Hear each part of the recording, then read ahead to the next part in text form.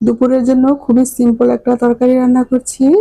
তরকারিটা সিম্পল হলেও খেতে কিন্তু দারুণ লাগে, অসাধারণ টেস্ট হয়। মূলা দিয়ে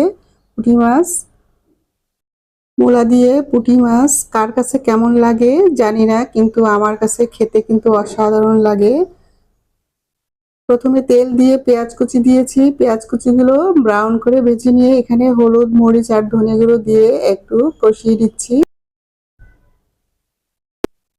এর পর্যায়ে এসে লবণ আর কাঁচামরিচ দিয়েছি।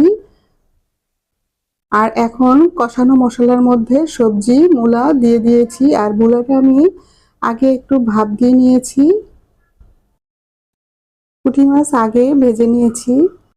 সবজিগুলো কষিয়ে নিয়ে আমি সবজির মধ্যে ভাজা মাছগুলো দিয়ে দিয়েছি। আর এখন আমি ঝোলের জন্য ফুটন্ত গরম পানি দিয়েছি। পুঁটি মাছ দিয়ে মূলা তরকারি রান্না হয়ে গিয়েছে, ধনেপাতা দিয়েছি। এখন আমি নামিয়ে নিচ্ছি।